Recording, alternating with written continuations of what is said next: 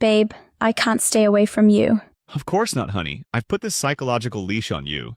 Maybe you've heard of the leash theory, how some people use classical conditioning to make their partner emotionally dependent on them, or how some parents unintentionally raise helpless adults who, even in their 30s or 40s, still act like children and never leave home. Before diving into examples, let me explain the leash theory. Imagine an electric leash for a dog.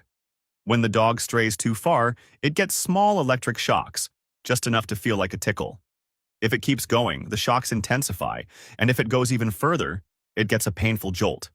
With this leash, the dog quickly learns that the only safe place is close to its owner. Over time, you can remove the leash entirely because now the dog has a psychological leash. It's terrified of leaving its owner's side and sticks close no matter what. Some people do this, intentionally or not, to their partners. In these cases, both sides are to blame. The one putting the leash on and the one allowing it to happen. Now let's look at the parent-child example. If you want to raise a helpless adult who, even at 30 or 40, still acts like a child and can't leave your home, here's how to do it. Step 1. Make life near you so comfortable that they never need to cooperate or put in effort. There's always hot food, clean clothes, a roof, internet. Life by your side is good. Step 2. The moment they try to live their life and inevitably face problems, like starting a business that fails or getting into debt, or when someone takes advantage of them, you swoop in to solve it. The second you see them struggling, you jump in to rescue them. Don't let them suffer long enough to figure out how to solve their problems on their own. That way, they'll never realize they don't need you. They'll never discover that they're capable, independent, and able to face reality. Because if they do, it's like a dog breaking through the leash's limits and finding freedom. Once they see they can earn their own money, handle their own issues, and live independently, they'll start building their own life and family.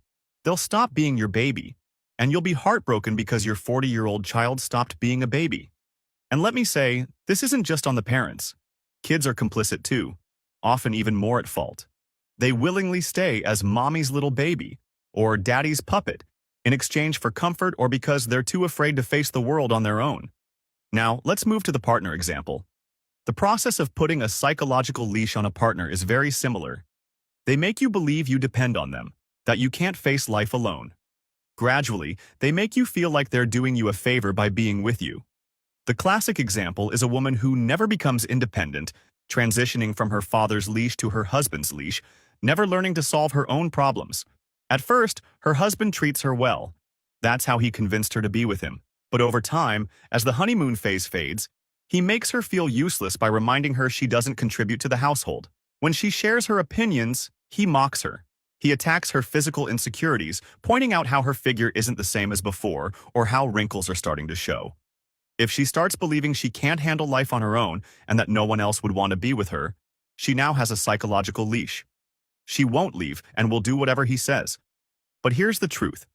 No one can put a psychological leash on you if you're independent, know your worth, and have self-esteem. And the only way to build self-esteem is with evidence. By proving to yourself that when you say you'll do something, you follow through. Say you're going to eat healthy from Monday to Thursday, and do it.